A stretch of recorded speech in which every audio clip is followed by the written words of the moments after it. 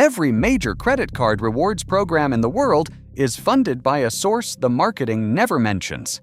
It is not the bank's profit margin. It is not a rounding error. It is a specific group of people, and most of them have no idea they are paying. The cashback, the points, the free flights.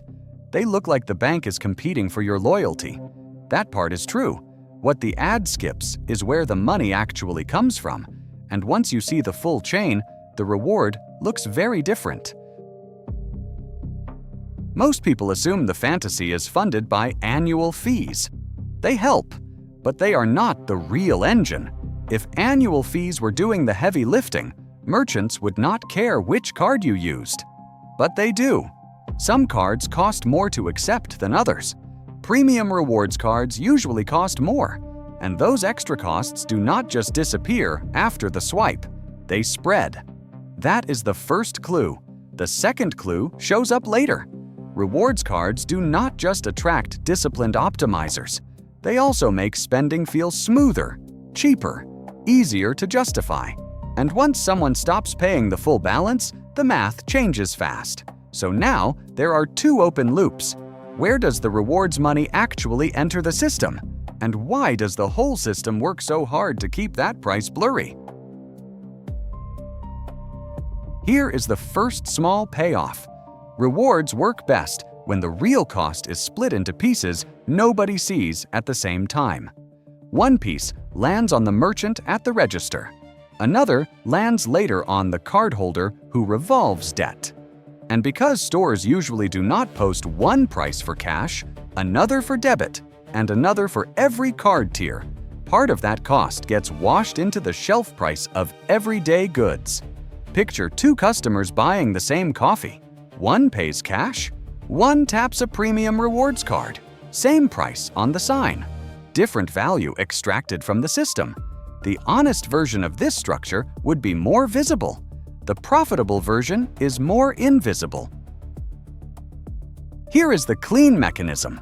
The rewards machine has two engines. The first is swipe fees. Every time a credit card is used, the merchant pays a processing toll. Think of it like a toll road with a rebate lane. The merchant pays the toll, the bank keeps part of it, then sends some back to the rewards customer as points, miles, or cashback. The second engine is revolving debt. When cardholders carry balances, miss due dates, or get trapped at high APRs, banks earn far more than they do from swipe fees alone. And a portion of that revenue funds the rewards going to cardholders who never carry a balance. So rewards are not financed by one magic pool. They are financed by a stack. Merchant fees folded into prices, and interest and fees generated by people who do not get out clean. The disciplined rewards user can look like they are winning. Sometimes they are, but the system around them is not free. It is being paid for somewhere else. And this is the part the ad never wants to visualize. According to CFPB research, in 2022, consumers who carried debt from month to month paid 94% of total credit card interest and fees, while earning just 27% of the rewards. That same year, credit card companies charged Americans $130 billion in interest and fees combined. One group generates most of the revenue. A different group collects most of the output. The ad shows you the output. It never shows you the engine. So why not just expose the cost in plain sight? Because the whole market is optimized against that. Merchants want one clean posted price. Issuers want rewards to feel like a gift instead of a pricing structure.